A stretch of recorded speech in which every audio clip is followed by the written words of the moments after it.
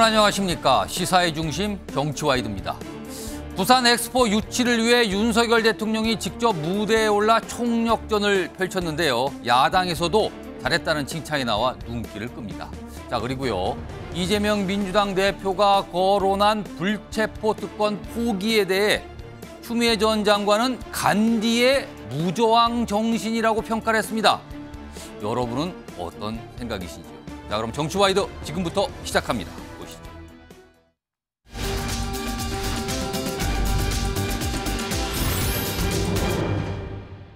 자, 첫 번째 이슈는 어젯밤에 있었던 우리 정부의 부산 엑스포 PT 프레젠테이션 그 내용인데요. 키워드가 돌아와요 부산항해입니다. 자, 그럼 어떤 맥락에서 이런 키워드가 등장한 건지 먼저 준비된 영상부터 확인해 보겠습니다.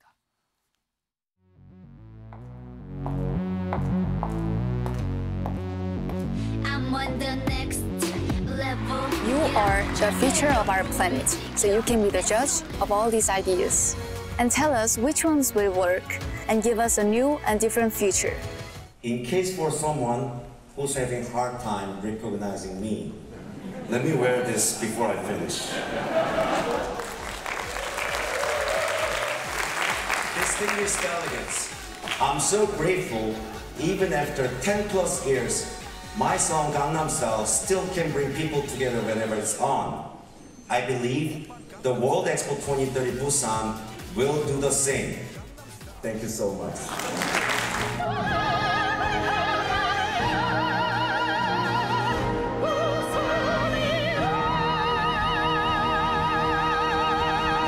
The World Expo Busan will be a solutions platform addressing humanity's complex and urgent challenges. Korea has been fully investing in preparing for the Busan Expo. We will make it the best World Expo of all time. But Daddy says we can't treat them well.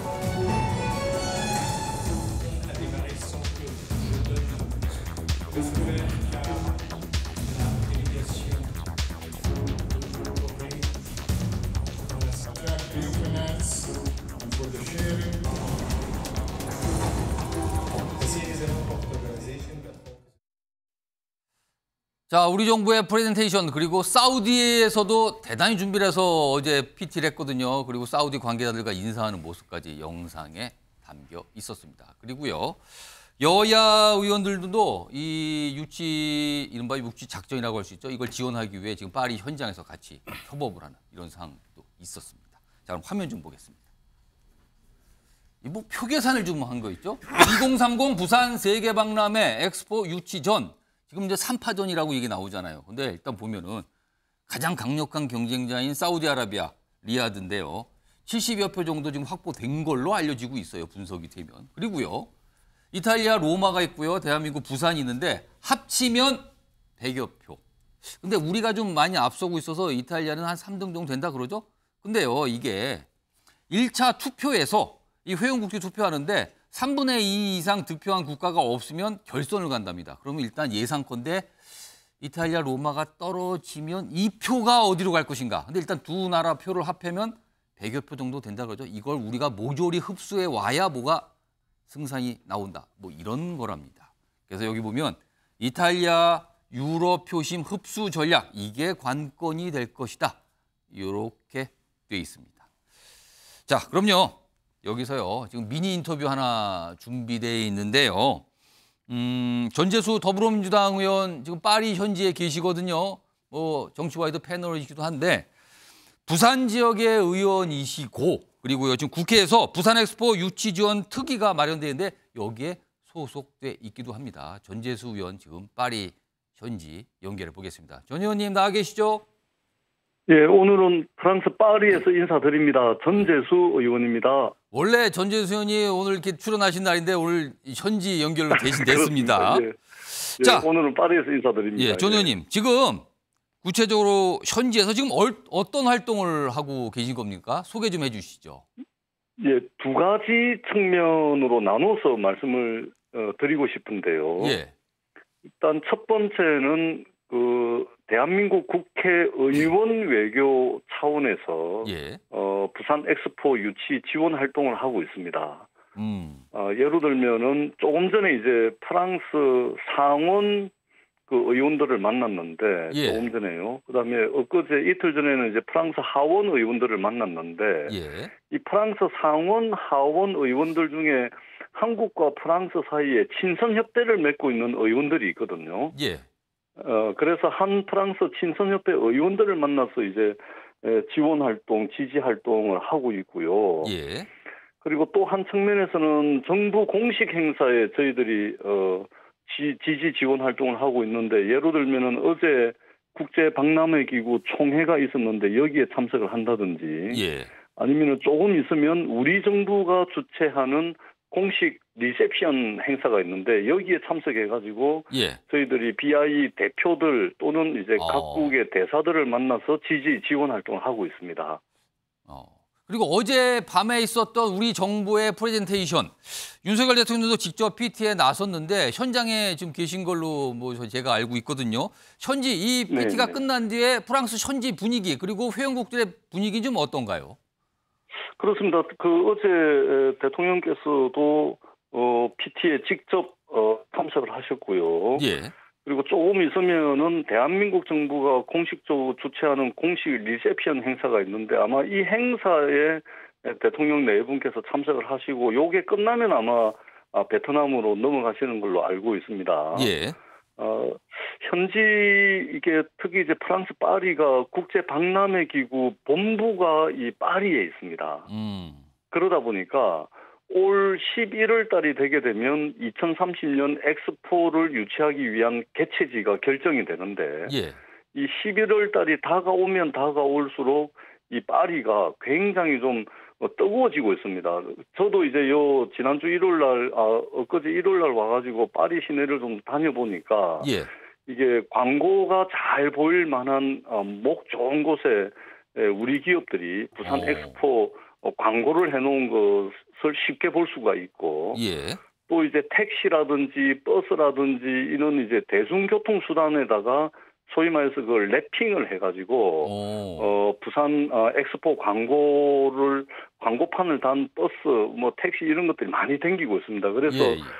11월 달이 가까워지면 가까워질수록 이 2030년 엑스포 개최지를 두고서 더 뜨거워질 지는 그런 이제 분위기를 상당히 느낄 수가 있습니다. 자, 어제요. 뭐 우리만 PT한 게 아니라 뭐 이탈리아도 했고요. 그리고 가장 먼저 사우디도 PT를 했는데 지금 사실은 우리 경쟁국은 사우디다 이런 얘기가 하고 있거든요. 사우디에 어제 있었던 프레젠테이션과 우리의 프레젠테이션을 좀 비교해 본다면 좀 어떻게 좀 평가하실까요? 그러니까 이제 경쟁 국가의 경쟁 도시들을 그냥 함부로 막 평가하기는 어려운데 저희들이 이제 그래도 이제 부산 엑스포 유치를 위해서 이제 나와 있는 만큼 저희들이 간단하게 좀 평가를 할 수는 있을 것 같습니다. 저희들이 이제 어제 처음부터 한 1시간 30분 정도 처음부터 끝까지 다 봤는데 예를 들면 사우디 같은 경우는 이게 굉장히 뭐라 그럴까요? 이게 밋밋한 프레젠테이션을 진행을 하더라고요. 굉장히 밋밋하고 사실 이게 그 정부 관계 인사들이 대부분 나와서 이제 PT를 하다 보니까 뭐 사우디아라비아의 외교부 장관 나오고 뭐 이런 식으로 하다 보니까 굉장히 밋밋하고 임팩트가 없고 이것이 사우디 리야드의 경쟁력이다. 이것을 어필하는 것이 굉장히 약했습니다. 그리고 이탈리아 로마는 보니까 이게 되게 좀 산만하더라고요. 거기는. 산만하다. 그러니까 산만해. 그러니까 메시지가 되게 산만하다 보니까 정확하게 그 프레젠테이션을 듣고 있는 국제 박람회 기구 대표들이 무슨 이야기를 하려고 하는지 잘 이게 와닿지 않을 수도 있겠구나 이런 이제 느낌을 받았고요. 뭔 소리를 하려는 건지 모르겠다 이 뜻입니까 그러면은? 그러니까 메시지가 불분명하더라고요. 굉장히 산만하다 보니까. 근데 우리 대한민국의 프레젠테이션 같은 경우는 사우디라든지 이탈리아보다는 확실하게 강점을 가지고 있고 경쟁력을 가지고 있는 프레젠테이션으로 저희들은 평가를 합니다. 왜 그러냐면 일단은 한국의 K컬처라고 이야기하는 한국 문화 그다음에 한국의 앞선 IT 기술이라든지 예. 이런 것들을 아주 임팩트 있게 어필을 잘했고, 그리고 이런 것들이 인류에게 어떤 도움을 줄 수가 있는지, 어떤 기여를 할 수 있는지를 아주 임팩트 있고 역동적으로 BI 대표들에게 좀 인식을 좀 심어줬다. 이런 이제 상당히 긍정적으로 평가를 할 수가 있고, 아마 어제 PT를 보신 대부분의 저를 포함한 외국인들까지 아마 그런 평가를 하는 것이 아마 중론인 것 같습니다. 어제 PT는 저희가 압도적으로 잘했습니다. 만약에 어제 투표를 했더라면 이거 모른다 지금 약간 이런 분위기인데요. 저희가 1차에서 결선 갈 필요 없이 1차에서 아마 끝내지 않았을까. 어제 PT만 놓고 본다면 그것이 아마 이탈리아 어제 PT가 끝나고 나오는데 이제 이탈리아 사람들, 사우디아라비아 사람들이 그렇게 기분 좋은 얼굴은 아니더라고요. 이게 좀 스스로 생각하기에도 이게 좀 PT에서 차이가 좀 나는구나. 그런 표정을 좀 읽을 수가 있었습니다. 그러니까 밋밋했던 사우디. 뭔가 산만하고 뭔 소리인지 잘 모르겠던 이탈리아. 약간 이런 평가인데 아마 이 두 나라 관계자들이 혹시 이 내용을 듣고 나중이라 들으면 그거 아닙니다라고 반박할 수 있지만 일단 현장도 그렇게 느끼셨다는데 어떻게 하겠습니까? 아니 그것은 어제 이제 참석한 사람들이 다 본 것이기 때문에 다 본 것이고, 아마 그분들의 표정에서도 이거 준비를 좀 더 잘했어야 되는 거 아닌가, 이런 표정들을 읽을 수가 있었습니다. 그 나라 분들 스스로도 그렇게 느꼈을 거다. 전재수 의원께서 아주 강하게 좀 설명해 주셨어요. 자, 요거 마지막 질문 하나 드릴게요.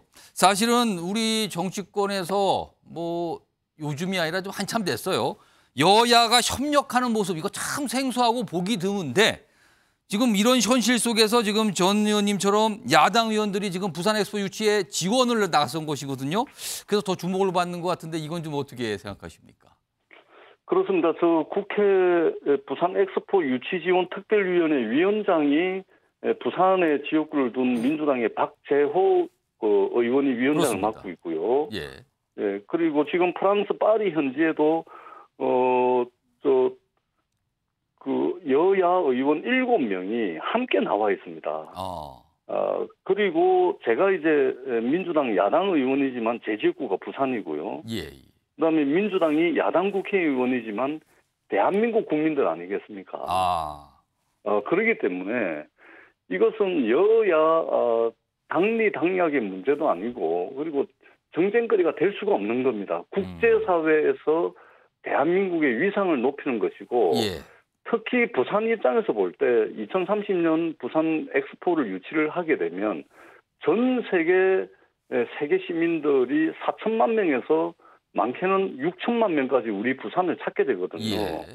그러면은 세계 속에서 대한민국의 위상은 물론이고 부산의 위상이 완전히 이제 달라지는 그런 계기가 될 수 있는 것이기 때문에 이 문제는 여야의 문제도 아니고 대한민국 국민으로서 최선을 다하는 것이고, 2030년 엑스포가 반드시 부산에 유치될 수 있도록 열과 성을 다하는 것이 저희들의 기본적인 도리다, 이렇게 생각을 합니다. 알겠습니다. 자, 지금까지 지금 프랑스 파리 현지에서 부산 엑스포 유치를 위해서 한마디로 열일하고 계신 전재수 더불어민주당 의원 현지 연결을 통해서 자세한 내용 들어봤습니다. 전 의원님 고맙습니다.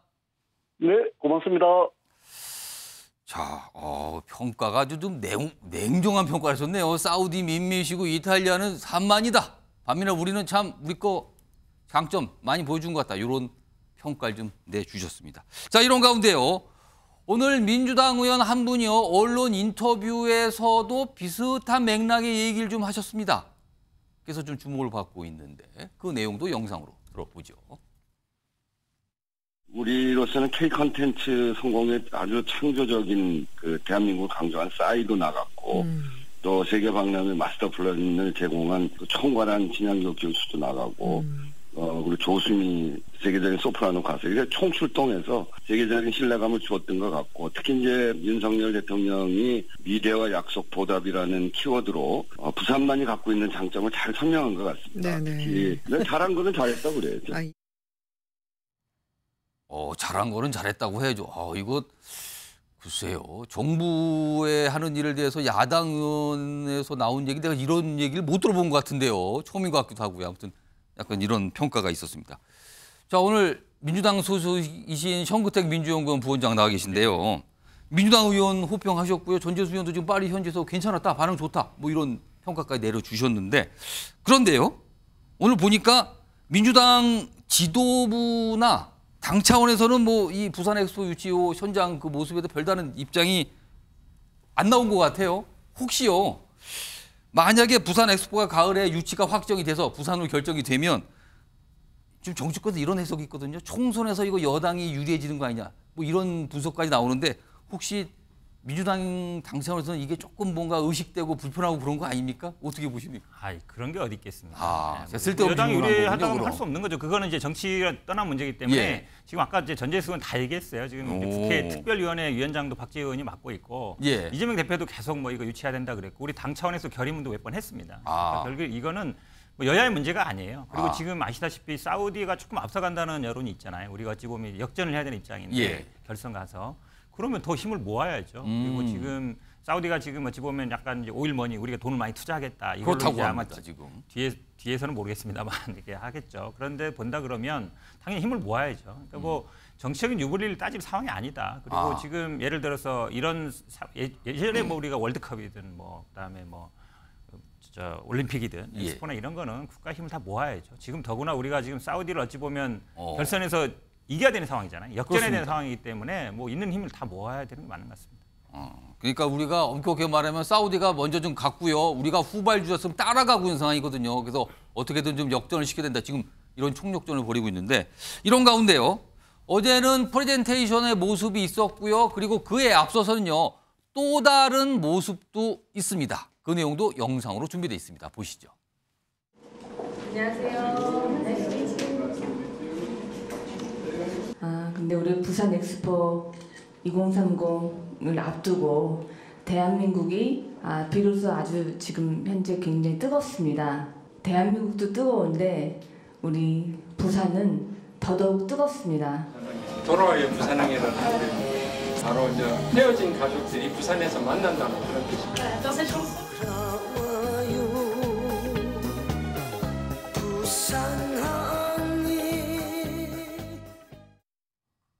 지금 영상에 보시면은 뭐 돌아와요 부산의 노래도 나오고요. 무슨 믹스 커피도 등장했잖아요.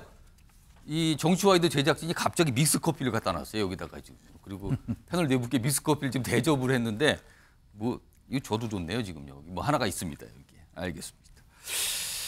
신지호 전 의원님 나와 계신데요. 어떻게 보면 믹스 커피 가장 한국적인 음료라고 돼 있죠. 그리고 돌아와요 부산항에는 글쎄요, 좀 연세가 좀 있으시는 대한민국 국민이라면 누구나 다 아는 노래잖아요. 이것도 역시 한국적인 노래인데, 정말 이 정도면은 총력전인가요? 이거 어떻게 좀 보십니까? 그렇죠. 믹스커피도 우리 한국의 대표적인 음식인 그 비빔밥, 그런 어떤 컨셉에서 이 믹스커피를 만들어낸 게 아닌가 보여집니다. 그래서 이번 그 유치전은요, 제가 봐서 한마디로 정리하면 S-오일 대 K컬처의 대결이다. S는 사우디의 기름하고 석유랑 한국의 문화, 이거고, 또 다르게 표현하면 사우디는 왕국이잖아요. 그렇죠. 우리는 공화국입니다. 왕국 다르네요. 대 공화국의 대결이고, 그래서 지금 뭐 사우디 오일머니 때문에 앞서가고 있는 건 사실이지만, 이게 무기명 비밀 투표 아닙니까? 근데 사우디 쪽에서 좀 초조한 것 같아요. 이걸 기명 투표로 바꿔달라고 요청을 했다가 지금 그러고 있습니까? 거절 당했습니다. 그럼 안 하기로 한 거네요. 이거 안 하기로. 그만큼 이제 겉으로만 자기들 지지한다고 해놓고 무기명 투표할 때는 한국을 찍지 않을까 하는 우려, 불안. 지금 사우디를 엄습하고 있는 게 아닌가. 그 걱정을 하고 있는 거예요, 지금. 그리고 이게요, 지금 경제적 가치가 60조 원 뭐 이런 얘기가 나옵니다. 그러니까 이게 월드컵이 올림픽보다도 더 경제 효과가 크고, 우리가 그 대전하고 여수에서 했는데 그거는 뭐 좀 이 인정 엑스포라 그랬고 좀 작은 규모로 중간에 껴넣어서 하는 거고, 이건 이제 5년에 한 번씩만 열리는 공인 엑스포니까 우리가 만약에 이거를 유치하게 된다면요, 올림픽과 월드컵, 그다음에 공인 엑스포, 이 세 가지를 다 유치하는 세계 7번째 국가 G7이 됩니다. 그래서 저희는 뭐 11월 가봐야 되겠지만요. 지금 봐서는 분위기는 흐름을 잘 타고 있는 것 같습니다. 11월에 만약에 만약이 아니라 지금 다 총력전 하잖아요. 부산에서 유치가 결정된다면 대단한 약간 축제, 약간 이런 분위기도 좀 이룰 수 있을 것 같습니다. 자, 뭐 정부도 그렇고요. 여야 갈 것 지금 총력전으로 뛰어들고 있습니다. 뭔가 좋은 성과가 있으리라 믿으면서 이 내용 이 정도 정리하고요. 다음 이슈 역시 키워드로 확인해 보겠습니다. 뭔 폰 얘기가 나왔네요. 깡통폰, 새폰 뭐 이런 얘기가 키워드로 좀 등장을 했는데 화면에 보시면 송영길 전 대표가 등장해 있죠. 송영길 전 대표 오늘 언론 인터뷰 통해서 여러 가지 얘기, 본인의 생각을 밝혔는데요. 시청자 여러분께서 한번 들어보시기 바랍니다. 준비되어 있습니다. 저는 검찰 수사에 협조한다는 말을 한 적이 별로 없어요. 검찰 수사에 응하겠다 그러지. 증거 조작을 하고 나를 죽이려고 하는 검사한테 내가 방어권 가지고 싸워야지 내가 왜 협조를 합니까? 그 뭐 이른바 소위 깡통폰을 냈다 이렇게 생각하면 깡통폰이 되는 아니라고 건가요? 말씀드렸습니다. 세 폰. 세 폰을 준 거죠. 세 폰을. 세 폰. 씨는 그럼 모르고 한 말이다 뭐 이렇게 보면 될까요? 아니 자기들끼리 다 공을 세우려고 얼마든지 말할 수 있는 거잖아요. 신빙성이 없는 두 사람의 대화가 무슨 증거 능력이 있습니까? 본인의 육성이 있는 것도 아니고. 아니 그런 문제를 이런 네. 법정에서 그건 다툴 문제니까요. 여기서는 적절치 않는 것 같습니다. 그러니까요. 여기 좀 요약이 되는데 오늘 송영길 전 대표가 언론 인터뷰 통해서 지금 검찰이 좀 본인을 소환 안 하고 있는데 지금 뭔가 조작을 하려고 그러는 거 아니냐, 시간 끄는 거 아니냐, 뭐 이런 얘기. 그리고 자기들끼리 공 세우려고 얼마든지 말할 수 있는 거 아니까 지금 녹취록에 등장하는 인물들에도 이렇게 얘기를 해요. 그러니까 본인은 한마디로 말해서 모른다. 자기들끼리 뭐 잘 보이려고 그런 거 아니냐. 그리고 뭐 윤석열 검찰은 사냥개다. 그리고 뭐 지금 뭐 아무것도 내용이 없는 핸드폰을 제출했다는데 그거 깡통폰 아니고 새 폰을 낸 거예요, 새 폰. 그리고 언제 뭐 협조한다 그랬습니까? 응의한다 그랬죠. 수사에. 뭐 이런 얘기까지 그랬습니다. 김재현 국민의힘 최고위원 나와 계신데요. 송영길 전 대표의 이런 입장 또는 뭐 최근에 이런 수사에 대한 반응 뭡니까 이거? 어떻게 들으셨습니까? 결국에는 수사에 응하지 않겠다는 의미라고 봐요. 근데 그러니까, 스스로 수사해달라고 2번이나 찾아갔잖아요, 지금요. 그런데 막상 이제 검찰에 출석해서는 예. 묵비권을 행사하겠죠. 그리고 스마트폰을 이제 새로 마련한 스마트폰을 제출했다는 의미는 기존에 남아 있는 그 스마트폰 내의 여러 가지 정보가 노출될까봐 스마트폰은 뭐 바다에 뿌렸든지 어쨌든지 뭐 프랑스에서 뭐 버렸다 그렇게 또 알려지고 있죠. 예. 그래서 이제 새로 그 스마트폰 개통해서 주면 아무것도 내용이 없는 깡통폰이 맞죠. 근데 깡통폰 아니고 새 폰입니다라고 강조를 하는데. 그게 그 말이죠.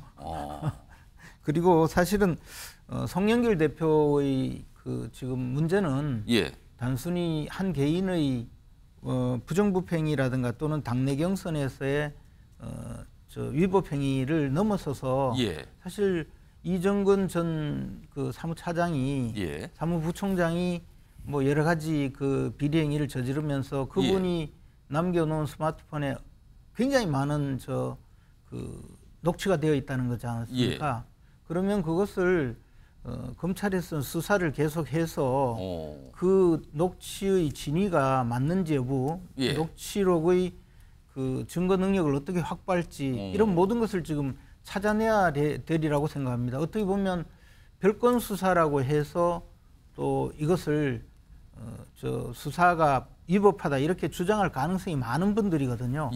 그러니까 그 녹취를 우연히 찾아냈어도 그것을 또 뭐 압수수색을 한다든지 여러 가지 방식으로 형사소송법상의 증거 능력을 갖추게 하고 그에 의해서 수사를 해야 되기 때문에 수사가 좀 늦어지고 있거든요. 그런데 그것을 송영길 대표는 뭐 증거를 조작한다.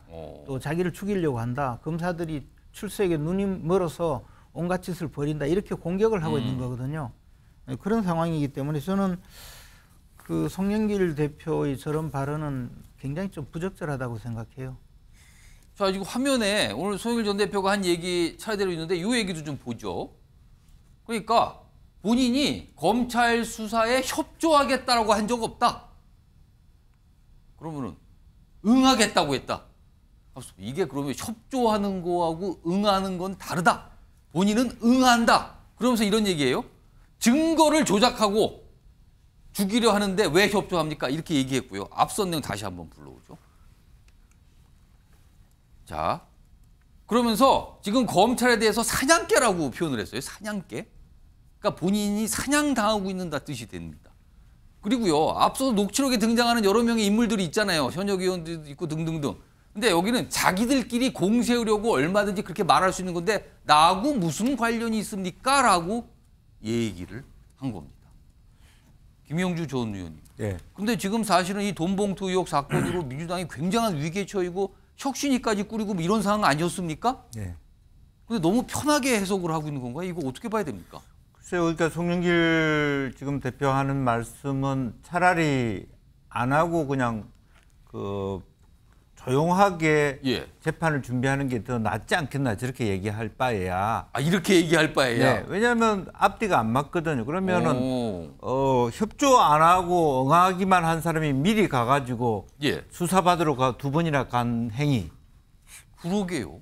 그거는 협조하러 간 거 아닙니까? 그럼 지금 응한다라고 하는 것은 불렀을 때 나간다는 거. 부르지도 않았는데 나가는 게 뭡니까? 소영 전 대표 말은 응하러 간 건가요, 그냥?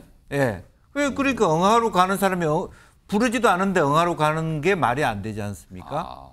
그리고 실질적으로 보면 그렇게 응하러 가는데 사냥개한테 응하러 갑니까?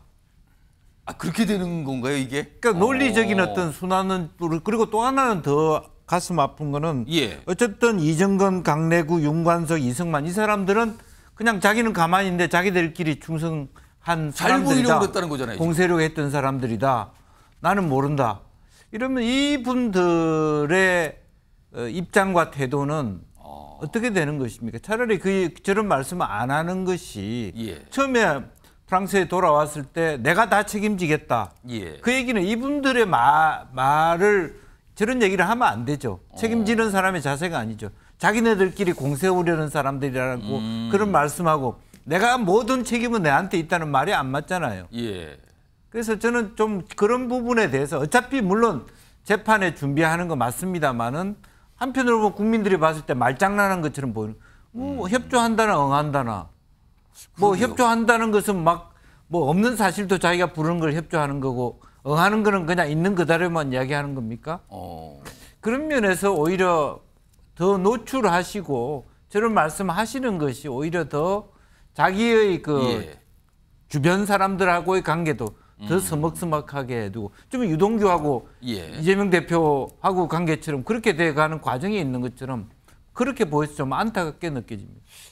그러니까요. 생각이 바뀐 걸까요? 아니면 처음에 교육부터 이런 생각이었던 걸까요? 그걸 뒤늦게 알린 걸까요? 아무튼 오늘 이런 인터뷰 내용 여러 가지 내용이 있었는데 이게 알려지면서 좀 김영주 전 의원님도 이걸 왜 굳이 이런 얘기를 하셨나 이런 지적을 좀 해주셨는데 이런 가운데요. 어제 민주당의 새로 구성된 혁신위원회 첫 회의가 있었고요. 김은경 혁신위원장 뭐 많은 얘기를 꺼냈고요. 그리고 기자들 질문을 받고 또 한 얘기들도 있어요. 그 내용 중에 관련된 내용이 좀 들어 있습니다. 들어보겠습니다. 사실 돈봉투 사건 알고 보니까 그러니까 심각한 사건인 것이 확인이 되었습니다. 그래서 해당 의원들과 그분들이 몸담고 있는 민주당에게는 사실은 정치적이고 법률적으로 책임을 져야 하는 부분이라는 게 확인이 되었어요. 그래서 이러한 사건이 재발되지 않도록 제도적인 쇄신안을 만들 예정입니다. 자기 범죄 수사를 받아서 아무리 다급하더라도 더불어민주당의 대표까지 지내신 분이 기성 언론이나 야당에서조차 거들떠도 안 보는 저질 허위 괴담에 직접 가담하는 것을 저는 참 안타깝게 생각합니다. 송영길 대표 참 안타깝습니다. 현근택 부원장, 지금 앞서서 송영길 전 대표가 어떤 입장, 본인의 입장이잖아요. 그걸 냈고요. 지금 방금 들었는데 김은경 혁신위원장이 사실은 뭔가 이거는 알고 보니까 확인이 되고 문제가 좀 심각해 보인다 이런 분위기로 얘기를 했거든요. 송 전 대표와 혁신위원장의 생각이 많이 다른데 이거 어떻게 되는 겁니까, 그럼 이거? 일단은 뭐 송영길 대표가 지금 수사를 앞두고 있으니까 본인을 방어하는 입장일 테고 지금 뭐 혁신위원장이 당연히 이 문제를 아마 이제 빨리 정치적인 판단을 하고 싶은데 저도 사실은 근데 검찰 수사에 좀 의문이 많습니다. 왜냐하면 송영길 대표가 처음에 이제 녹취록 나왔을 때 빨리 돌아오라 해서 돌아온 게 4월 24일인가 그래요. 2달 거기 가까이 돼가요. 본인 나가겠다고 2번이나 갔었고. 근데 수사에 진척이 별로 없습니다. 그동안 보면. 근데 지금 이제 그 핸드폰을 뭐 제출 안 한다 이런 얘기 하는데 지금 뭐 한동훈 장관님이 아마 저도 이제 수사 일선에 많이 나가 보면요. 뭐 비번 알려주세요 그럼 아니 우리 장관님께서 얘기하면 그 다음에 안 물어봐요. 그 다음에 사실은 그 송영길 대표 지난번에 얘기했지만 지난번에 이 대검 이 고발 사주 문제 됐을 때 문제 예. 딱 언론 보도되니까 대검 PC 23대 다 포맷해 버렸거든요.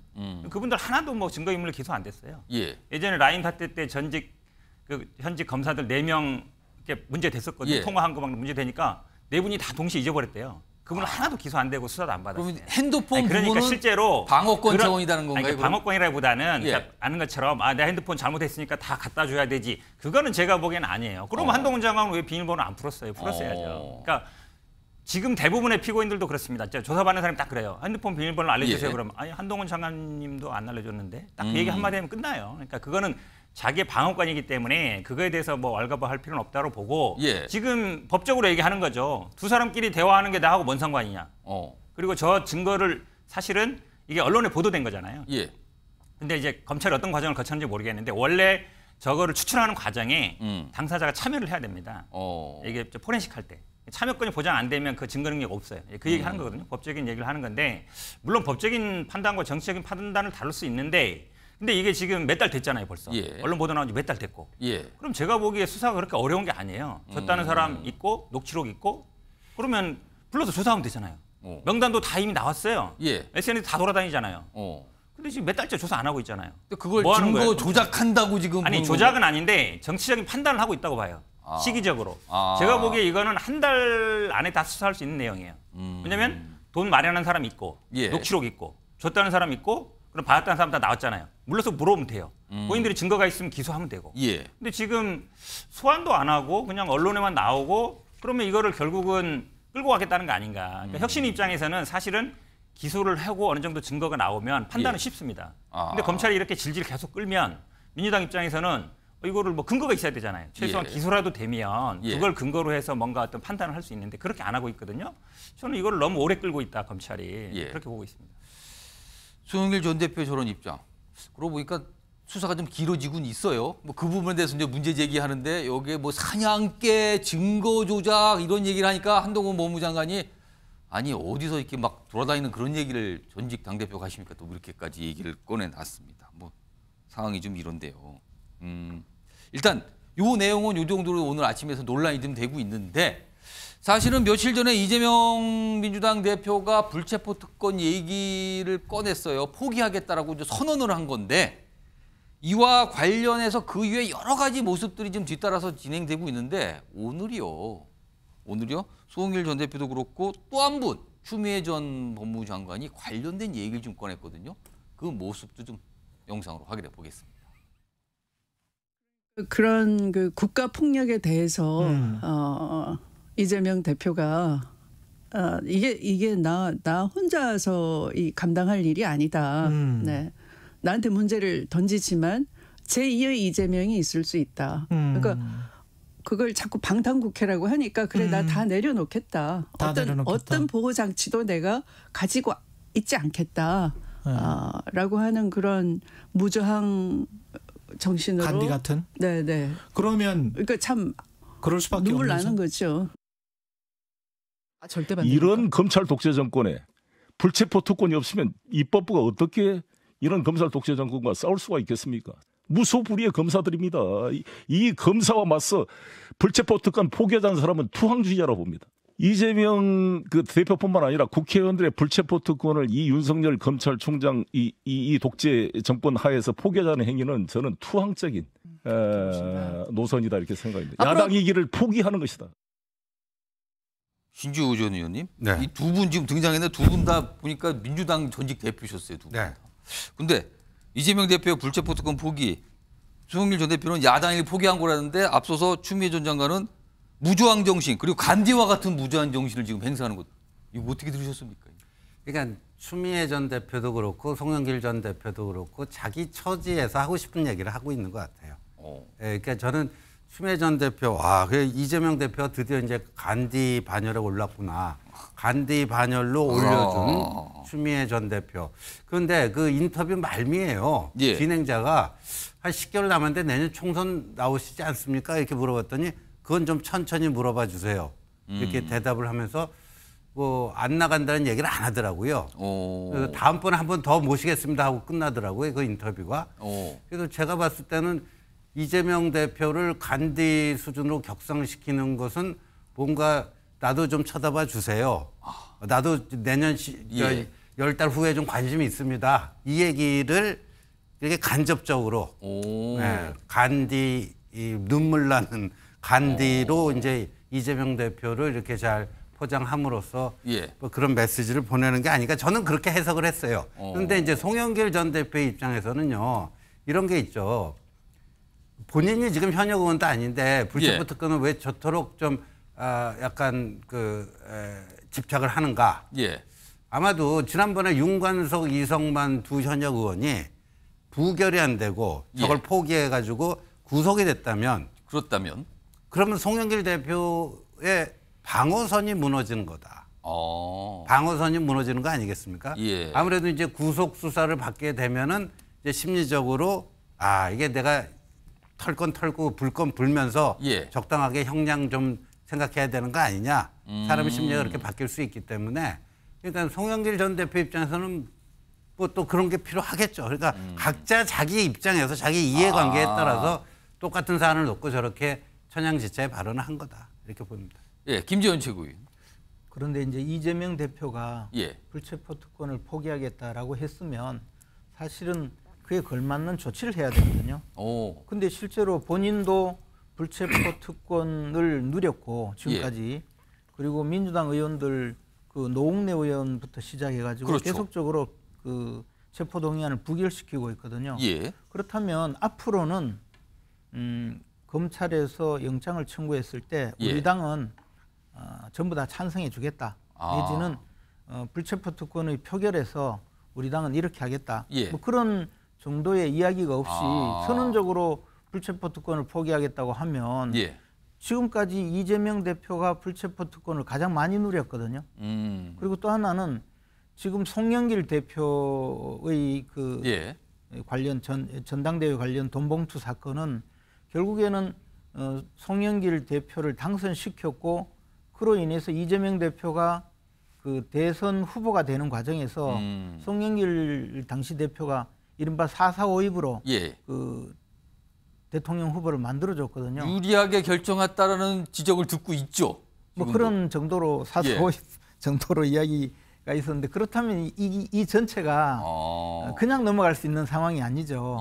저는 이재명 대표가 불체포 특권을 포기한다고 했을 때 사실 진정성이 있는가에 대해서도 의문을 가질 수밖에 없지만 앞으로 불체포 특권을 포기한다고 해서 실제로 이루어질 가능성이 있을까? 방금 우리 신재호 전 의원께서 말씀하셨다시피 결국에는 이것이 그 지금까지 해오던 불체포 특권을 계속 또 유지를 하거나 또는 더 나가서 뭐 독재 정권이니 하면서 새로운 이야기를 하는 그 전 단계가 아닌가 싶습니다. 이런 상황에서요. 오늘 국민의힘에서 한 가지 행사가 있었어요. 그 행사의 이름은 무슨 서약식이었습니다. 그 영상 확인해 보겠습니다.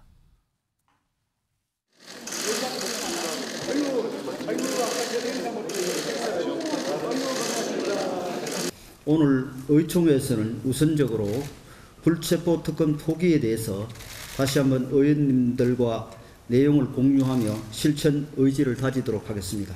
것을 국민 여러분께 서약합니다. 보세요. 아니 그 자리에서 정치를 개혁해 국민 여러분께. 자, 여기 사진에 있어요. 요 서약서 좀 크게 해놨는데 국회의원 불체포 특권 포기 서약서. 본 의원은 포기할 것을 국민 여러분께 서약합니다. 그러면서 여기 국회의원 김기현이라고 써있어요. 의원들이 하나씩 다 쓴 거예요. 각자 썼습니다. 김영준 전 의원님, 이거 아무래도 이재명 대표나 민주당에 대한 압박카드로 보이는데 이거 혹시 민주당도 이런 서약서에 이거 서명하는 거 동참하겠습니까? 어떻게 보세요? 뭐 어떻게 보면은 사실은 이미 공약한 바 있고 다 같이 그렇게 21대 국회 전반에 저런 것을 여야 한꺼번에 했으면 더 좋았을 뻔했다라는 생각이고요. 시대의 변화에 맞게 진짜 내려놓을 건 내려놓고 없을 건 없는데 이건 또 한편으로 보면 개헌 사항이기도 하거든요. 이제 그런 부분에 대해서 단순히 저와 같은 세리머니를 뛰어넘어서 어쨌든 개정적으로 전향적인 어떤 태도도 좀 필요한 것 같은데 지금 제가 이제 좀 불만스러운 것은 이러한 제도조차도 민주당 안에서조차도 개인의 유불리에 따라서 입장이 달라지는 거. 아, 그 포기하는 거에 대해서도. 예, 자기가 좀 어느 정도 판단이 있으니까 이제는 한 4번 방탄하고 뭐 이제는 뭐 포기하겠다 이렇게 얘기하거나 혹은 뭐 송영길 대표 본인에 해당은 안 되지만 저렇게 하는 것은 야당이기를 포기하는 거라든지 그것을 빗대어서 보란 듯이 이제 와서 국민의힘에서 저런 행사를 하는 것 보란 듯이 한 것 같아요. 지금 모두가 사실은 당락에 따른 것이고 얼마나 진정성이 있는가 이런 의구심을 들게 하는 거죠. 요거요 일단 제가 청국대 본장이 손 드셨는데 신지호 전 의원님께 똑같은 질문이긴 한데 일단 여기 보면 오늘 이 국민의힘 서약서에 서명을 한 의원이 67명이었어요. 근데 국민의힘 소속 의원은 112명. 네. 훨씬 넘어가잖아요. 네. 근데 좀 상당수 의원이 여기에 참여를 안 한 거예요. 그러니까 출장 등 사정이 있어서 있는 빼더라도 사정이 없는데도 참여 안 한 의원도 상당히 많거든요. 이건 저는 저거 왜 67명뿐이 안 되는가? 예. 안 한 사람들은 뭐 어떤 입장인가? 아직까지 그러니까 반대인가요? 정확하게 확인을 못했는데요. 예.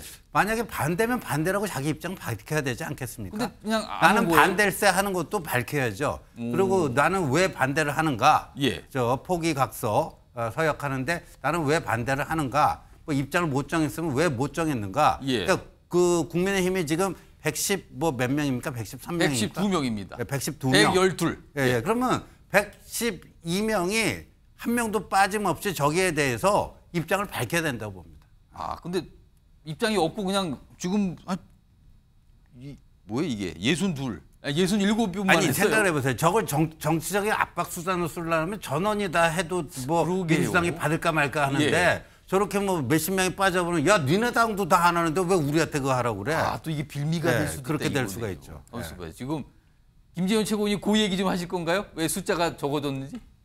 아니 그 부분에 대해서는 솔직히 제가 말씀드리기가 조금 곤란하고요. 뭐 여러 가지 의원들끼리 사정이 있겠죠. 그러나 국민의힘은 지난번에 하영재 의원이 구속영장이 청구되었을 때 그 자유투표를 하기 위해서 사실상 그렇죠. 가결이 됐잖아요. 불체포 투표는 포기했어요.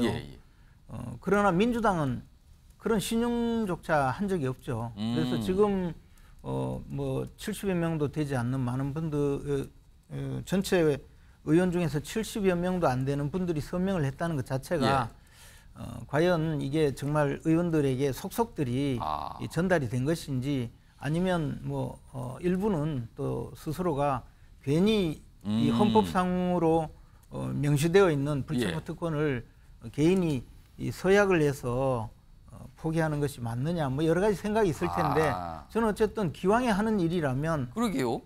한 번도 빠짐없이 이 서약을 하는 것이 맞지 않나 생각합니다. 그리고 이미 국민의힘이 저렇게 그 불체포 특권 포기 각서를 냈으면 저분들이 나중에 뭐 국민의힘 소속 의원의 체포구속 동의안이 왔을 때 저분들이 몽땅 찬성해 버리면 이미 과반수가 넘잖아요. 그래서 큰 의미는 없는 상황이 돼버린 거죠.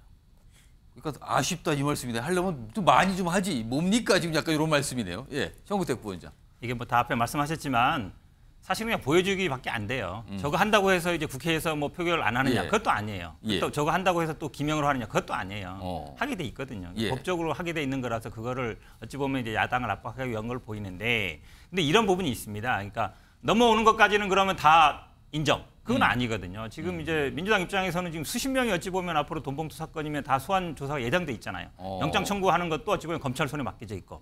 지금 저는 솔직히 검찰총장 이름 잘 몰라요 누군지. 한동훈 장관, 윤석열 대통령이 다 하겠구나 생각하는 거거든요. 그러면 결국은 이 체포영장을 결국은 국회에 보내는 것 자체가 제가 보기에는 정치적인 행위로 돼 있어요 지금은. 그런데 지금처럼 사실은 이 체포영장에 대한 이제 국회의 동의는 야당에 어찌 보면 필요한 것이지 여당은 그렇게 필요하지 않습니다. 실제 보시면 알겠지만 별로 넘어온 게 몇 개 없어요. 수사 중인 거 뭐 여러 개 있지만 다 경찰에서 한다고 나오지만 영장 별로 안 넘어오거든요. 그런 거 본다 그러면 물론 여당 입장에서는 뭐 지금 어떤지 모르겠지만 이런 생각하는 것 같아요. 우리한테는 영장 청구 안 들어오겠네.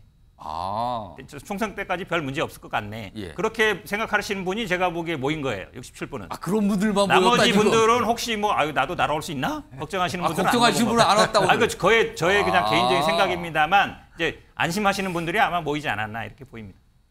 그게 맞는지는 모르겠지만 뭐 한 가지 설명의 어떤 설은 될 수도 있겠는데 모르겠습니다만 뭘 안 오신 분들이 또 뒤늦게 입장을 낼 수도 있어요. 아마 이걸 보고 아니 그렇게 100명이 110명이 넘는데 나머지는 다 어디 가셨어요? 라는 질문이 나올 수 있거든요. 지금요. 이런 상황입니다. 자, 이 정도 정리하고요. 다음 얘기는 글쎄요. 이거는 여야를 떠나 그냥 국회 자체의 모습을 좀 다룬 주제인데요. 키워드 먼저 보겠습니다. 제목이 이것이 국회다. 이 좋은 소리인가요? 나쁜 소리인가요? 이것이 국회다. 여야 대표 얼굴이 있습니다. 자, 그럼요. 먼저 첫 번째 영상이 있는데 어떤 장면들이 좀 담겨 있어요. 그 내용 좀 확인해 보겠습니다. 존경하는 국민 여러분, 제외해도 야당 대표라는 분이 아무리 그래도 그렇지 어떻게 중국 대사 앞에 가서 저아리고 훈계 듣고 합니까? 이게 외교입니까 이게? 굴종적인 사회주의자!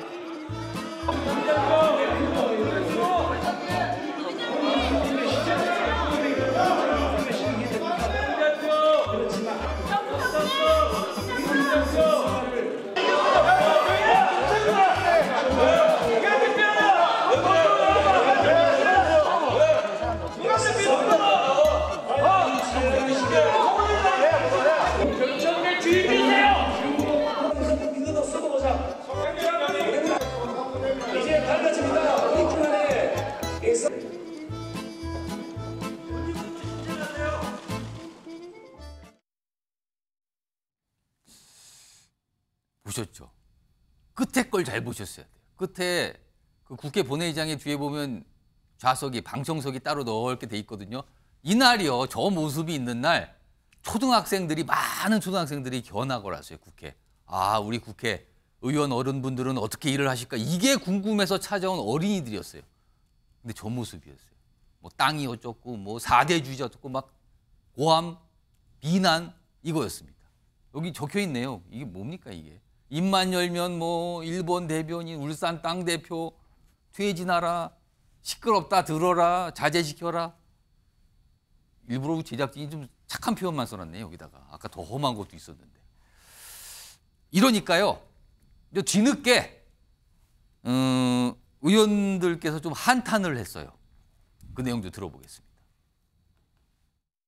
정말 좀 부끄러웠어요. 그날 이제 방청석에 제가 알기로는 초등학생들로 맞아요. 알고 있는데 30여 명이 수양여행 왔다가 있었는데 200 몇십 명이 되는 이제 국회의원들까지도 다 소리 지르고 뭐 여야 할 것 없이 존재감 부각하기 위해서 조금 신경을 쓰시는 건가 싶었는데 목청이 또 작으셔가지고 뒤쪽에는 전혀 안 들리는 거예요. 어떻게 보면은 마이크 뚫고 소리 지르시는 의원님들도 참 대단한 거죠. 그래서 정말 정말 좀 부끄러운 날이었고요.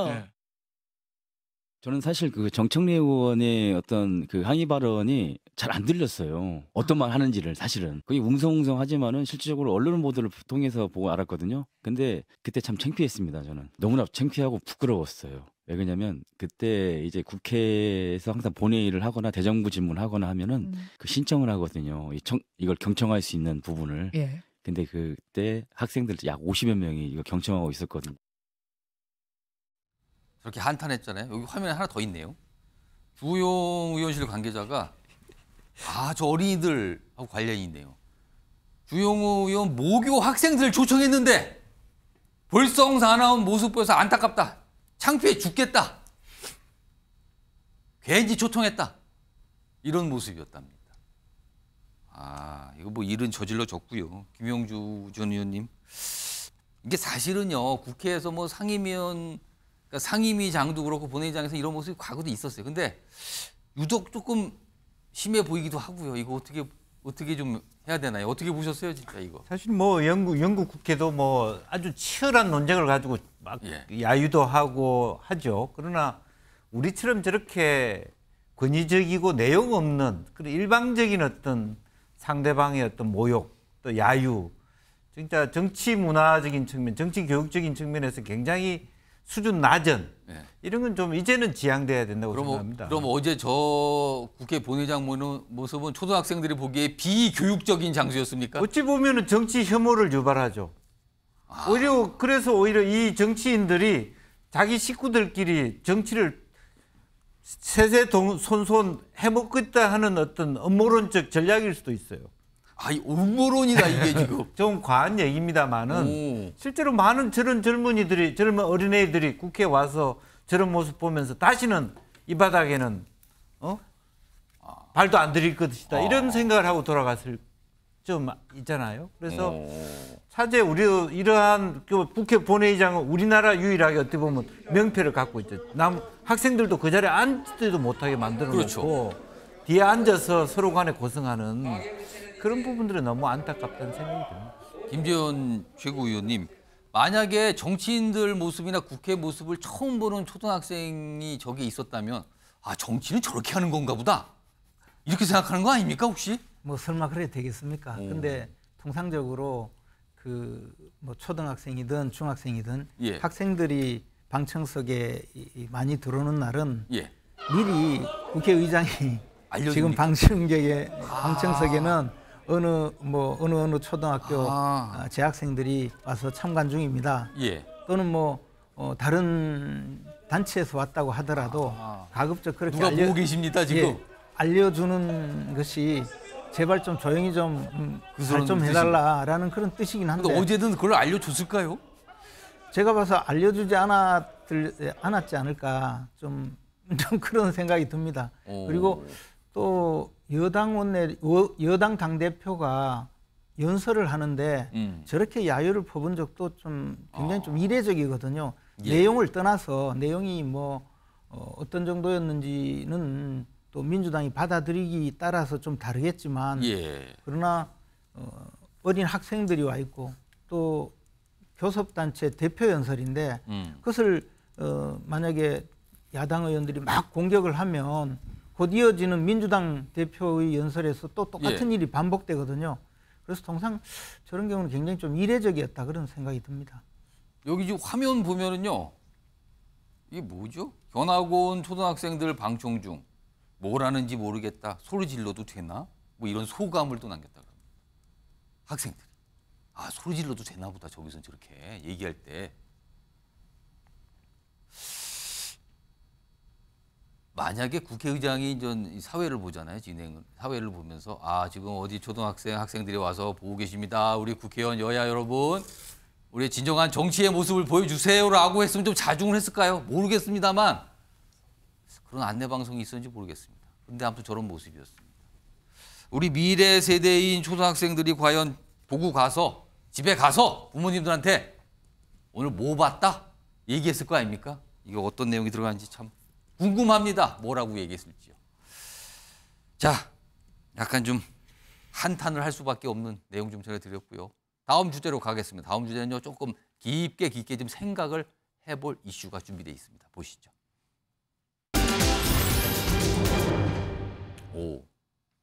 두 명이 지금 사진 있는데 나오지 마 제발이에요. 키워드가 나오지 마. 어디를 나간다는 걸까요? 이 내용인데 우선 관련된 목소리를 내신 분들이 있거든요. 먼저 들어보겠습니다. 본인의 판단이겠지만은 제 개인적인 입장은 그분들도 마찬가지로 출마를 하지 말아야 될 부분이 여러 가지가 좀 있는 것 같아요. 그래서 이런 것들은 오히려 국민들께 사죄하고 속죄하는 측면에서 저는 선출직 어떤 국회의원직에 좀 도전을 하지 않았으면 하는 바람입니다. 뭐 총선 출마 준비야 본인의 자유인데 저의 개인 의견을 전제로 저는 아주 부정적입니다. 뭐 이분들 개개인에 대한 호불호나 평가를 떠나서 다음 총선은 국민의힘과 윤석열 정부가 미래를 이야기하는 선거여야 합니다. 그런데 우리가 굳이 과거로 돌아갈 필요가 있을까? 자, 지금 저렇게까지 얘기에 나온 그 대상인 인물들이 계세요. 그러니까 우병우 전 청와대 민정수석, 그다음에 최경환 전 경제부총리, 그리고 안종범 전 청와대 수석까지. 공통점은요. 박근혜 정부 때 인물들이죠. 그리고 여러 가지 좀 뭐랄까요. 옥고라 그럴까요. 뭐 이런 걸 치르신 분이기도 합니다. 묘한 움직임인데 최근에 이런 분들의 움직임들이 있어요. 그래서 총선 출마설이 아주 강하게 짙게 나오고 있는 상황이거든요. 신지호 전 의원님. 네. 근데 국민의힘 내부에서는 영 달가워지지 않는 분위기잖아요. 지금 목소리 보니까요. 왜 그럽니까? 나오면 엄청난 뭐 부담을 주게 되는 건가요? 이거 어떻게 보십니까? 뭐 그럴 수밖에 없죠. 이게 뭐 우리 국민들이 바라는 정치상은 뭔가 좀 새로운 모습 바뀌는 걸 원하는데 물레방아를 거꾸로 돌리는 것 같은 느낌이니까요. 그런데 오늘 아침 그 우상호 어제 저녁인가요? 우상호 민주당 의원이 어제 라디오 나와서 조국 전 장관이 뭐 신당 창당하고 총선 출마하는 거는 개똥 같은 소리다. 한마디로 일축을 해버리고 우병우 전 수석에 대해서는 100% 나온다 이렇게 얘기했어요. 여기는 안 나오고 거긴 나온다. 네, 이거는 개똥 같은 소리고 전혀 가능성이 없고 이거는 100% 나온다. 어떻게 뭐 무슨 돗자리라도 깔아야 되나요 그분이? 이지호 전 의원님이 방송에 적합하지 않은 개의 얘기를 자꾸 하셨어요. 그거는 제 표현이 아니고 우상호 의원이 한 표현을 제가 이제 인용을 하다 보니까. 아무튼 인용하셨어요. 그러니까 그 얘기는 뭐겠어요? 그러니까 우상호 의원은 조국은 나오지 말고 우병우는 나와달라. 그 얘기 아니겠습니까? 바람입니까? 네, 그 바람을 얘기한 거죠. 그러니까 그걸 거꾸로 뒤집으면 답은 나옵니다. 정부택 부원장께 그러면은 만약에 지금 제가 아까 말씀 우병우 전 수석, 안종범 전 수석, 최경환 전 부총리가 만약에 총선에 출마하면 민주당은 바람입니까? 환영입니까? 뭡니까? 근데 큰 영향은 없을 것 같아요. 예를 들어서 별 영향 없다. 왜냐하면 저분 다른 어찌 보면 친박 인사들이잖아요. 지금 윤석열 정부는 대부분 이제 친이계 인사들이 많이 장악하고 있다고 많다고 평가받고 있습니다. 친박계 인사들이 그렇게 영향력이 크거나 그렇지는 않습니다. 이미 한번 평가를 받았고 약간 흘러가지 않았나 이렇게 봐요. 근데 조국 장관 같은 경우는 약간 지금 살아있는 뉴스거든요. 현재 재판도 진행 중이고 민주당 입장에서는 그러니까 우병우 대 조국 이렇게 얘기하면 영향력은 조국 장관이 훨씬 크죠. 그러니까 예를 들어서 우병우 전 수석 출마가 국민의힘에 주는 타격과 조국 전 장관이 출마했을 때 민주당이 받게 된 타격은 차원이 다르다. 그렇죠. 그러니까 우병우 전 수석 같은 경우에는 제가 보기에 그리고 또 어찌 보면 이제 고향 뭐 영주나 이런 데서 무소속 나온다 그러는 거니까 입당 뭐 사거나 탕당한다는 건 아니고 그래서 저는 아마 지금 분들이 나와도 그렇게 뭐 지금 국민의힘에서도 뭐 별 상관없다 할 것 같은데 민주당의 입장에서는 조국 장관은 좀 다르죠. 현재도 어쨌든 진행형이고 지금 야당 입장에서는 제가 보기에는 아마 똑같게 비교할 수는 없을 것 같고 뭐 저분들 뭐 나오는 건 본인 자유지 않겠습니까? 그거는 뭐 자유긴 한데 국민의힘의 지금 분위기도 그렇고 보면 대체적으로 보면 부정적인 것 같아요. 그렇고 본인들도 아마 그렇게 쉽지는 않은 상황인 것 같습니다. 그러면 정구택 부원장은 조국 전 장관이 출마하는 이 부분을 걱정하고 계시다 이겁니까 지금? 민정 입장에서 좀 걱정이 되죠. 나오면 결국은 이거 심각한데. 왜냐하면 기본적으로 지금 정치라는 거는 이제 미래 비전을 보여주는 거거든요. 근데 이제 과거로 가게 되지 않습니까? 조국 장관 출마가 맞냐 안 맞냐 이 얘기를 계속 해야 되면 사실은 총선의 이슈로 하는 게 그렇지 않아도 어쨌든 임기 중반에 되는 거고 그럼 윤석열 정부의 평가받가 될 수밖에 없는데 조국 장관 자꾸 얘기하면은 민주당 입장에서는 좋을 게 없죠. 결국은 윤석열 정부가 얼마나 잘했느냐 못했느냐 이제 그거에 대한 심판상으로 가야 되는데 그 전선이 흐려질 우려가 있죠 분명히. 그러니까 포인트가 전혀 다른 데로 가게 된다 이거네요. 그게 민주당이 굉장히 민주당 어렵게 말해서 포인트가 될 수 있다 뭐 이런 지적이신데 자 그럼요 조국 전 장관 얘기를 정구택 부원장이 아주 강하게 꺼내셨는데 관련된 목소리도 있습니다. 오늘 마침 나왔어요. 들어보겠습니다. 저는 출마할 것 같아요. 그리고 그 워딩을 잘 보면은 민주당의 선택을 하지 않고 저는 신당 창당을 하지 않을까. 새 길을 간다고 했잖아요. 없는 길인데. 그런다고 하면은 나는 무소속 혹은 신당 창당의 가능성이 있는데 저는 신당 창당에 더 무게를 둡니다. 제 생각에는 지금 무소속인 김남국 의원이 조국 전 장관의 열렬한 지지자이기 때문에 조국 전 장관과 김남국 의원이 같이 이렇게 연합하면 쌍국당이 되는 거죠. 그래서 그 조국 김남국 듀오가 이루어진 정당이 아마 출연하지 않을까라는 게 소위 쌍국당이 출연하지 않을까. 조국 신당은 김남국 의원과 함께하는 쌍국당이 될 거다. 이 출마설이 팽배할 때 저하고 문자를 교환했는데 결론으로 말하면 현재 2심 재판을 받고 있어서 2심 재판에 전념하고 싶다. 시적인 어떤 그런 출마하냐 안 하냐의 주제의 대상으로 안 삼았으면 좋겠다. 말 개똥 같은 소리들 하고 있어요. 그러니까 이 호사가들이 옛날에는 취재를 좀 한 다음에 설을 유포했는데 요즘은 앉아서 지들 마음대로. 이게 뭔가 이게 다르네요. 지금 세 분이 나와서 얘기하시는데 약간 결이 달라요 지금요. 일단 이거 관련해서 김재원 최고위원께 일단 조국 신당 얘기가 나왔고요. 물론 설이에요. 그리고 또 더 나가서 김남국 의원까지 된 쌍국당 얘기까지 이거 도대체 가능한 소리긴 합니까? 어떻게 들으셨습니까? 이거? 제가 보기에는 그냥 만들어 본 이야기가 아니라 그냥 만들어 봤다. 그리고 조국 전 장관이 출마한다면 뭐 여전히 저는 무소속으로 출마하지 않을까 뭐 그런 생각이고요. 왜냐하면 민주당에 너무 부담을 준다라고 본인이 생각할 수 있으니까요. 그리고 앞서 나온 그 우병우 또는 최경환 두 분의 경우에도 국민의힘에 너무 부담을 준다 그런 판단이 된다면 무소속으로 출마할 가능성이 많겠죠. 무소속 가능성은 있다. 예, 그것은 뭐 어떻게 말리겠습니까? 국민권이 살아있는 분들인데요. 그리고 제가 판단하기에는요. 지금 그 지역의 민심 같은 것을 이야기를 들어보면 당선 가능성도 꽤 있는 것 같아요. 지금 우병우 전 수석 등 그러니까 박근혜 정부 인사 그 말씀하신 건가요? 두 분에 대해서요. 두 분에 대해서. 예, 최경환, 우병우 두 분은 당선 가능성도 꽤 있다고 무소속으로 출마할 경우. 예, 그렇습니다. 그래서 사실 국민의힘 입장에서는 뭐 예를 들어 우병우 전 민정수석의 경우에는 입당하지도 않은 분이잖아요. 최경환 전 부총리는 입당 상태에 있기 때문에 뭐 그런 고려 자체가 조금 다를 수밖에 없는 거죠. 모릅니다만 참 정치권에서 뭐 우상호 의원은 뭐 취재도 안 하고 요즘에 막 얘기를 한다. 그러면서 막 감 떨어졌다. 그래서 이거 있죠. 개응 같은 소리 뭐 이렇게 이런 얘기까지 꺼내놨어요. 그러니까 혹평을 한 건데 말도 안 된다 막 그런 얘기죠 지금요. 그렇군요. 아무튼 뭐 지켜봐야 되지만 이런 반응도 있었고요. 다음 화면 좀 보겠습니다. 최근에 사실은 여야가 극심한 대립을 하고 있고요. 그거에 대해서 혐오를 느끼는 유권자가 늘어나면서 이른바 제3정당.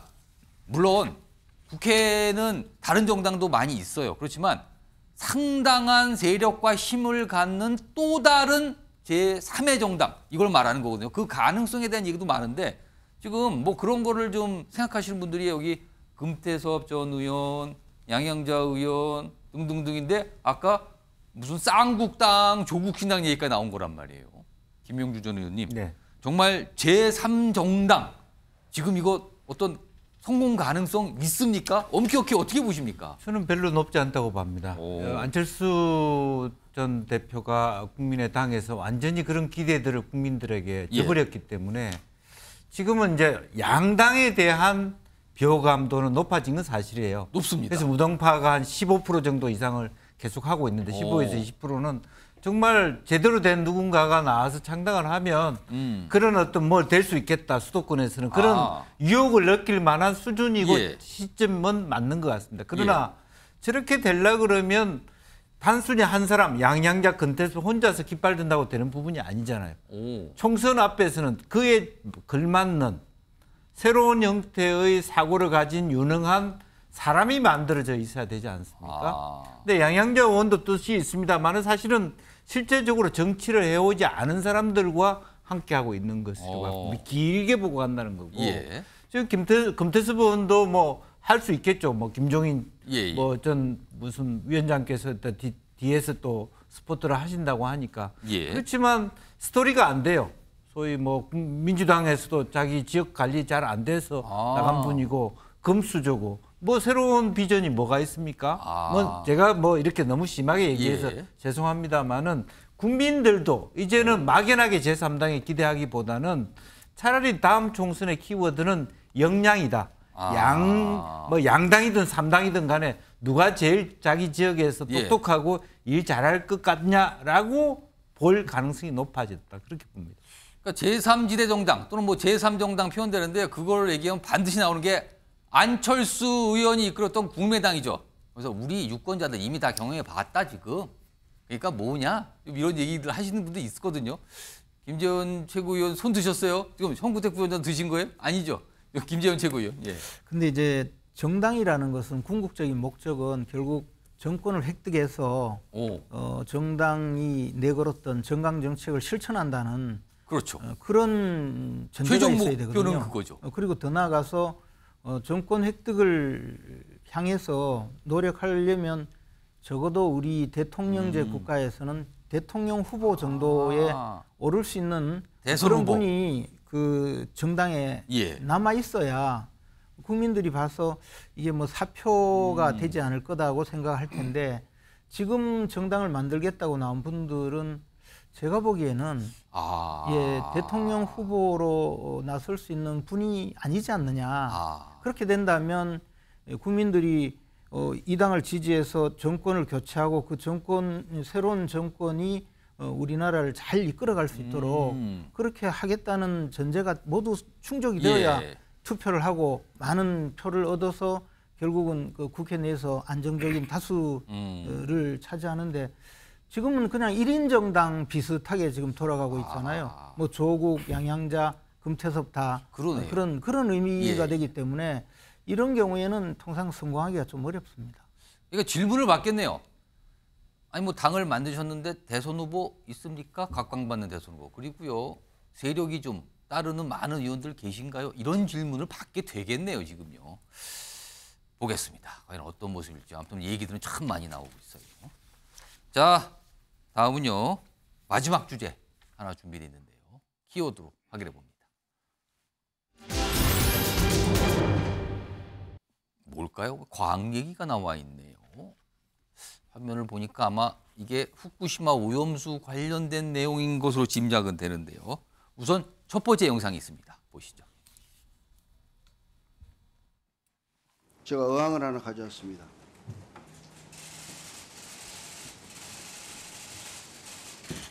이 어항에는 해류도 없고 조류도 없고 파도도 없습니다.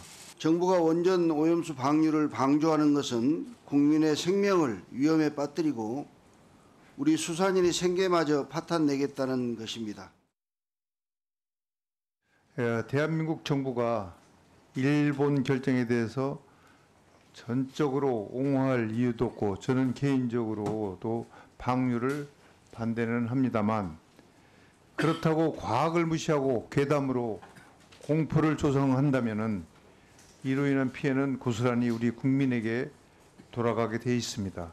사실에는 관심이 없고 오직 정치적 이득만을 추구하는 야당 총 88만 명에 달하는 여민을 포함한 수산업 종사자가 전체가 궁지에 몰리고 상당히 어려움을 겪고 있습니다.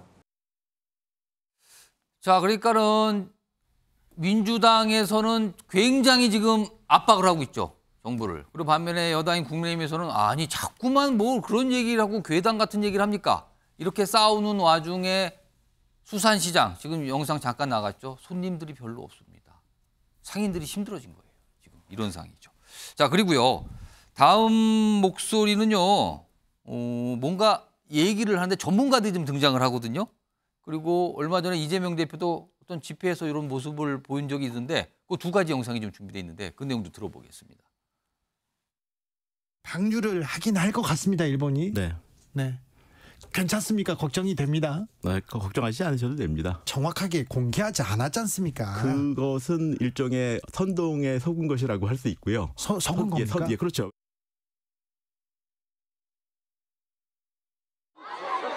집권 여당이 매일 1리터씩 10리터씩 마셔도 아무 상관없다고 말하는 돌팔이 과학자들 불러다가 발표하는 것, 그게 바로 국민을 우롱하고 괴담을 퍼뜨리는 것 아니겠습니까, 여러분?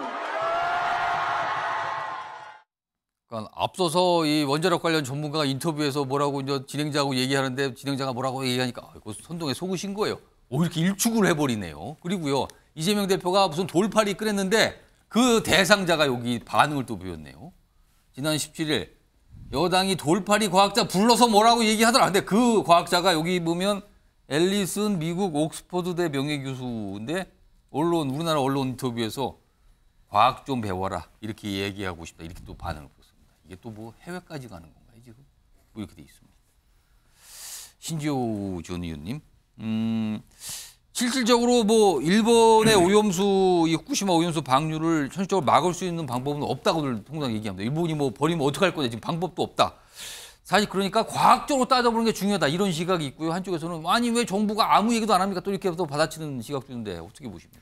이게 민주당은 지금 이 문제와 관련해서 정과 이범이거든요. 네, 광우병 때 뇌성성 구멍탁 이거 가지고 엄청나게 선동을 했는데 사실이 아니라는 게 다 드러나지 않았습니까? 지금 대한민국이요 미국산 쇠고기의 최대 수입국입니다. 예.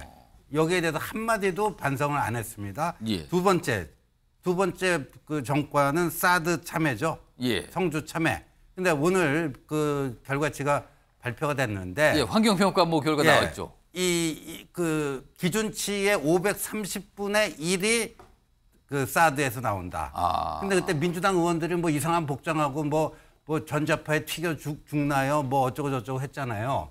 여기에 대해서도 민주당은 반성을 해야 되는데 정가 2범이 또 똑같은 수법으로 지금 3범이 되고자 지금 저러고 있는 게 아닌가 보여지는데 한 가지만 말씀드리면요. 2011년에 후쿠시마 원전 사고가 났을 때 통제 불가능할 때 이미 80% 이상의 물이 다 흘러나와 버렸습니다. 그러면 거기서부터 나와서 이게 여기 오는데 누구는 뭐 5개월이면 온다, 누구는 4, 5년 걸린다. 근데 10년 전, 12년 전에 이미 다 나와버린 거 아니에요, 80%가. 그럼 우리 바다에 왔어도 벌써 몇 번 왔었어야 되죠. 몇 번 왔었어야 되는데 이상이 발견된 게 단 한 건이라도 있습니까? 더군다나 이재명 대표는요, 저거를 방류하기 전과 후에 소금 가격이 특히 천일염 가격이 폭등하 달라질 것이다. 오히려 소금 사재기를 부추기고 있어요.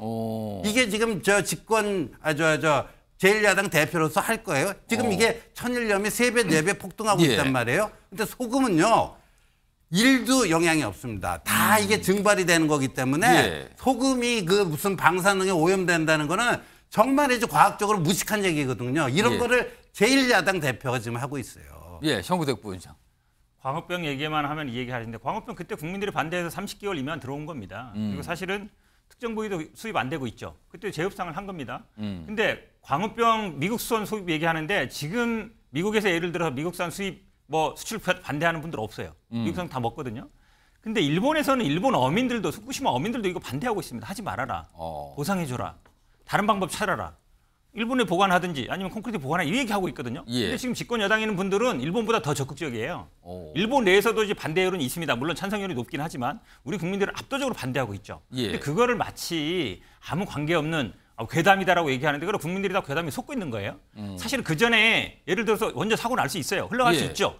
그러니까 이미 흘러갔으니까 또 흘려도 된다? 그건 아니거든요. 그때는 사고에서 불가피하게 어쩔 수 없던 거고 지금은 인위적으로 흘리는 거 아니겠습니까? 그러니까 아니 태평양의 나라들도 반대하고 중국도 반대하고 우리나라도 반대하는 거예요. 더구나 우리나라는 인접 국가예요. 이게 해류가 뭐 태평양만 돌아서 오겠습니까? 수산물이 가장 큰 문제거든요. 그거를 자꾸 괴담회를 하지 마시고 지금 아까 지금 여당 원내대표나 개인적으로 난 반대한다. 하지만 방법이 없는 것 같다. 그러면 예를 들어서 막을 수는 없을지 몰라요. 그러면 우리 어민들의 피해를 어떻게 줄이겠다든지 일본에게 이런 걸 더 요구하겠다든지 이렇게 나와야 되는데 이것도 야당 탓하고 있어요. 야당 공격하고 있고. 저도 길거리에서 설명 받아보면요. 다 그런 얘기 합니다. 왜 우리나라 윤석열 대통령이 일본 대변인 역할을 하고 있냐. 여당 사람들이 왜 그러냐. 일본보다 더 적극적이다 이 얘기하거든요. 제가 보기에는 집권 여당이 좀 정신 차려야 됩니다. 시간이 한 1분 정도밖에 안 남았거든요. 근데 또 김재원 최고위원 말씀하실까요? 근데 그 방사능에 오염된 오염수가 뭐 많이 희석되어서 우리나라 해역까지 올 때는 시간도 상당히 걸리겠죠. 많이 걸리겠죠.